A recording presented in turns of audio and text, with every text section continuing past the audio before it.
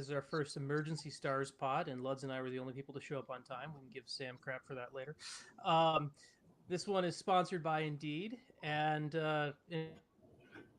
what perfect ship today for we're talking about a brand new job opportunity offer contract with Jake Oettinger. 8 years, 8.25 million for the Stars goalie extension that was signed this afternoon. Luds, what are we thinking on this? Well, Sean, I was all rattled when we said emergency. I think this is I don't know if you'd label it emergency, but it's a good thing we have going on here. Welcome, Sam. It seems to be the contract of the season. My question is for Jake, awesome, right? I'm wondering, does Jim Nill see the play, Sean, Sam, of Jake as the season starts and sees that the way that he's playing, the team, obviously, as we've talked, it's going to be a good team and be better as we move along. But is this a situation where the GM wants to get on it now, and so the number doesn't go up after this? Yeah, that's what it feels like to me too. That's where my head is on this, because the comp right now was the Jeremy Swayman deal right now, right? Like the Swayman deal, 8 by 8.25. You had the we had Ullmark got 8.2 well in Ottawa. If Oettinger, and this was the spot where I always knew that the Stars were going to try to get this going early in the season. It was always going to be up to Ottinger's camp, because if Jake Oettinger goes and outplays Jeremy Swayman this year, and obviously there's a long time to see how that goes. If he goes outplays Jeremy Swayman, he outplays Linus Ullmark this year. He's at a spot where he has a simple kind of sample size of being able to say, look, I'm better than both those guys. How much they got? I should be making more than this. So it's from Jim Nill's perspective, to me, this was I don't know if he reacted to a shutout the other day or not, but I think it was something where he definitely said, you know what? This guy, I think, is going to be better than Jeremy Swayman this year, and if he outplays him, he's going to use that against me in contract negotiations. Yeah, it was a waiting game, right? They even said it. Jim Nill was very open about it during the first media availability before camp began, that was a consistent conversation. Jake said he wanted to wait. The two weren't really feeling rushed, and they wanted to wait it out a little bit and just kind of see how things went. Obviously, the Swayman thing was a huge one. Ullmark, another one, that just kind of laying some foundation there. And the key is what Lud said, and we've talked about it multiple times on here. The salaries are not going down, right? The more this goes, the more these players are going to demand more money, the more the salary cap's going to be going up. So these are the type of deals you can get done now to make them look very good. There's no messing around with bridge deals. There's no making, we're not really sure. They're obviously sure about Jake Oettinger as their starting goalie. He's proven it. He's up in the elite club in a lot of statistics. He's been excellent in most of his playoff games. So I think this was just one, let's get it done now. Let's move on. Jim Nill has a lot of work ahead of him. He's gotten one big deal done. And now he can kind of focus on those other things, maybe starting with the captain. Yeah, I'd have to say this is an incredible move by Jim. Again, looking at the trajectory of it. Guys, I haven't seen anything. Do you guys have a breakdown on the numbers? I know what the AAV is, but do we see anything like in year 3, 4, or 5? Let me see what I can pull up real quick on it. Yeah, the only thing I have is the AAV as of this point. The reason I was asking that, guys, is because I was wondering, the Shesterkin deal is still out there, right? And so wherever that's going to land, I would imagine, general managers that are trying to sign goalies like Jake are going to look at that, and they probably don't want to wait and see if he gets 11 or 11 and a half. And then again, where Jake is going, I'm just wondering if they kind of project out that in, is 4 years from now, he should be making, close to 10 million. I'm just curious how that works. Yeah, from an Oettinger perspective, this is one of those the question, I think this is a good deal for both sides. I think the value is a good deal for both sides. I think that the interesting long-term question will be, does it favor the player or the team early on? That's to me that's the interesting thing, because I think year 5 and 6, with how the cap's going to go up, that's going to be natural. Like I think across the board, we're going to see goalies with the cap going up. We're going to see starting goalies making that much across the board. Right now, we saw the market get reset to that, but it's just like in the NFL where who's the highest paid football player every year? It's the most recent quarterback that got a deal, right? So I think eventually we're going to see this number.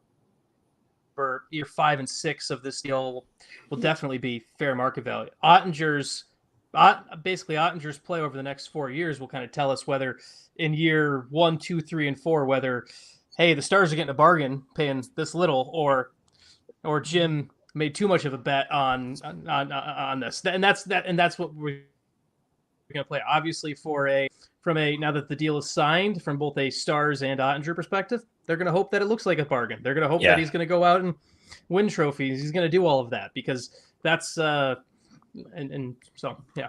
Yeah, I have the breakdown here from Puckpedia. So the Oettinger contract's pretty much exactly Jeremy Swayman's with one additional year as a no move. So he has a year 2 to 6, he has a no move. Year 7, he has 10 team approved trade list, and year 8, a 10 team no trade list. So in terms of the money breakdown, it looks like year 1, $6 million and a $4 million signing bonus. That's the same in year 2. Year 3 will be a 5.5 and a $2 million signing bonus. Year 4, 5 and 3.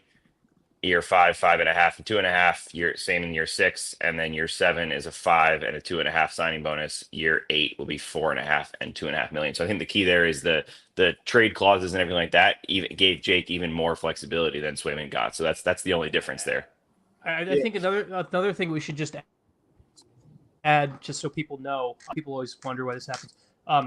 They couldn't. Jake, by the nature of his career, could not get a no move in year 1. People will be like, "Hey, there's year 1. There's no move." That's technically would have been an RFA year for Oettinger. So any part of your contract that would have technically been an RFA stage, you cannot get a no move clause as under the CBA rules. So for anyone who's going to look at that and be like, "Why the heck are they giving him a no move in year 2 to 6?" They weren't allowed to give him a no move in year 1 of the deal because of how the CBA works. Sean, Yes.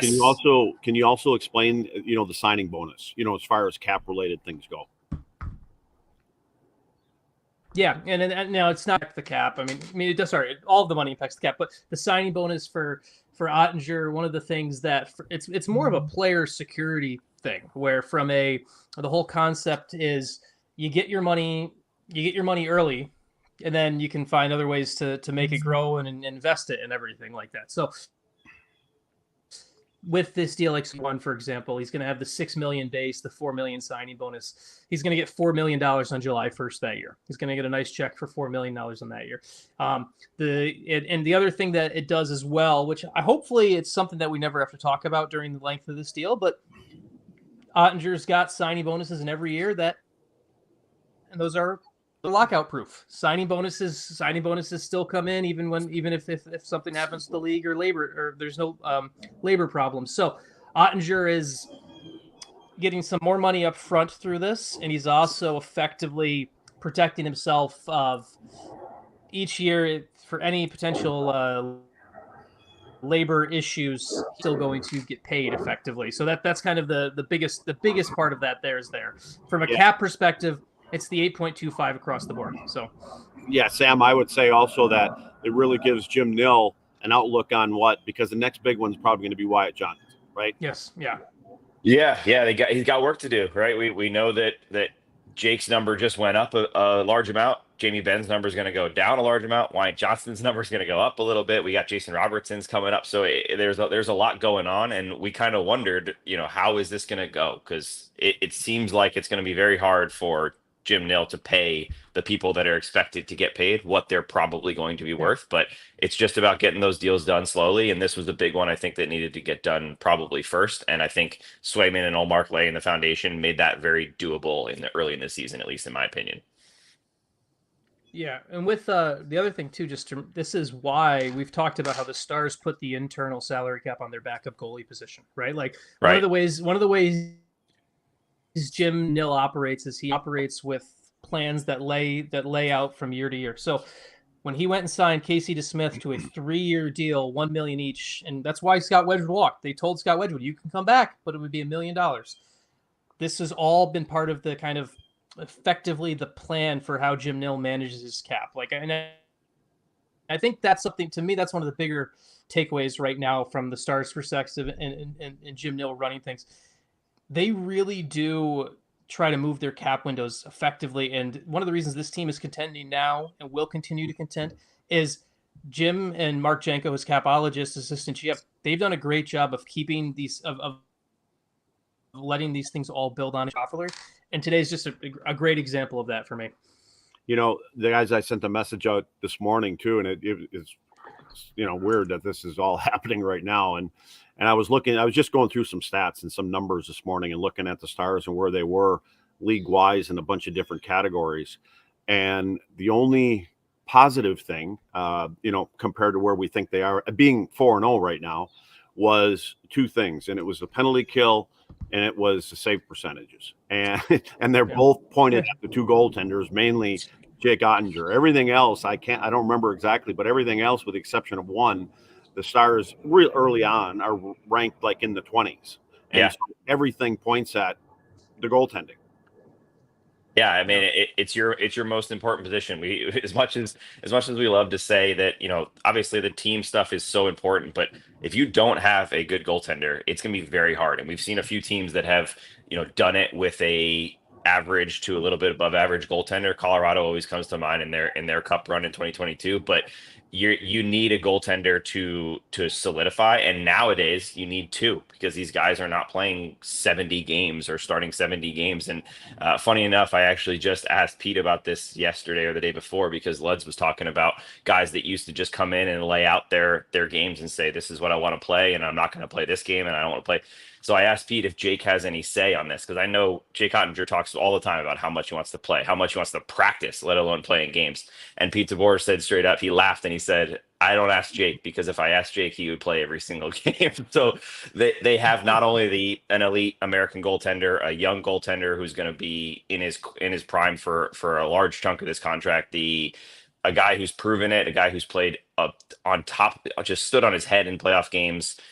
They also have a guy who is so incredibly competitive and just always wants to be the guy. And that I think that can't be understated, because the mental side of goaltending, Sean, is a very large side of goaltending.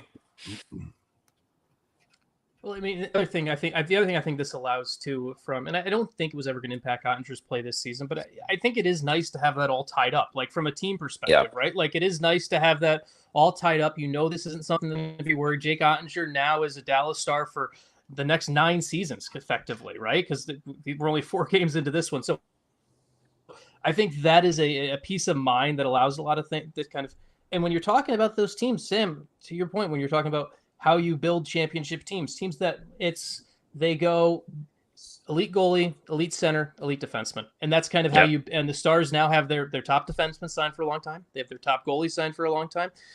Next up is that number center of the future with Wyatt Johnston is the next step. So that's awesome. Guys, I'm going to let you keep getting talking. I have to go be dad and do a parent thing right now, so I will let you guys keep talking here and keep sharing the good word for people.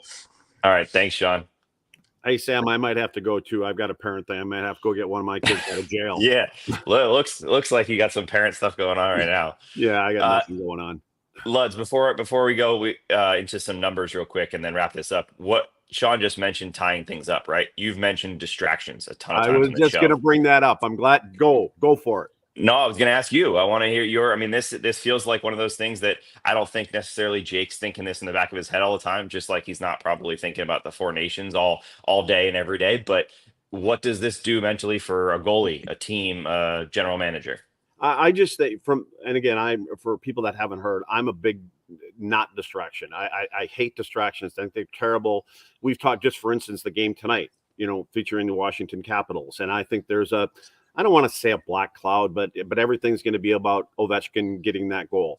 You go back to the Vegas times and, Fleury had something with Pete DeBoer, as a matter of fact, I believe it was. And there was some kind of sword that the agent stuck through the goaltender, and then it's just things that people are talking about that they don't need to be talking about. And I think it gets into a locker room, and all of a sudden the focus isn't on the game at hand, and there's little things that go on. And so I think, if this doesn't get done and Jake continues to play as well as he is, which we all expect that to happen, as it gets closer to when he needs to sign the contract, like again, the Shesterkin thing right now, they're talking about where his contract is going to be. He wants to be the highest paid player on the Rangers team, but that's all the talk is right now. And I think it filters into the room. I think it affects the way you prepare for games. Not that it's got anything really to do with you, but it's just this little thing. Hey, have you signed your contract? Hey, are you going to get this done? So, from a coach's standpoint, you want none of that in your room. You want to play the players as laser focused as they can be. There's enough distractions the way it is when you get outside the building. So I just think all of this is brilliant on the Stars side of things about getting him. And now Jake can settle in, and it's behind him especially. Yeah, I think my opinion, right to your point, my opinion is it's hard enough to win in the NHL now. You don't need distractions. You don't need anything to take away from how hard it already is to win, make the playoffs, and win a Stanley Cup. And that's something that I think is important to knock off. So before we go real quick, let's look at some of the numbers from the team release here. So since the 2020-2021 NHL season, Oettinger ranks 6th in wins with 116, 7th in goals against average at a 2.49 amongst all goalies to play in at least 50 regular season games. He's tied for 11th with a 914 save percentage, tied for 13th with 11 shutouts over that span.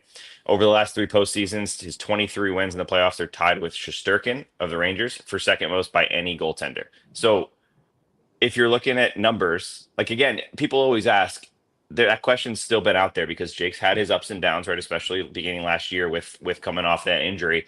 People have asked, is he really the guy? And if you look at the numbers and you talk to anyone around this team, the answer is just a resounding yes. Do you have any doubt in your mind that Jake Oettinger is their guy for the long term? No, he's the guy. And again, like you mentioned, injuries. That's the only thing that I'd be concerned with. Yep. And he's not going to think about it. We're not going to think about it. And he takes care of all these athletes now. They take care of themselves. So I think this was a great job. I think now, I don't know if there's ever been a 3-time general manager of the year, but I would have to think around the league, Jim is probably the front runner for this season again. Yeah, I would agree with you. All right, guys. Thanks for tuning in to the first emergency podcast for the DLLS Dallas Stars. I came on a day where we're already getting 2 shows in, so you guys get to see us 3 times today. We will see you tonight, 5:30, I believe, local time for the pregame show ahead of the Stars and Capitals, and then about 10-15 minutes afterwards for the postgame. Jake Oettinger signs a 8-year, $66 million deal with the Dallas Stars, and we will see you guys later on today for Stars and Caps. Luds, thanks for joining. Sean, thanks for jumping in. Owen, we will see you later tonight. Go Stars. We all city like the mayor.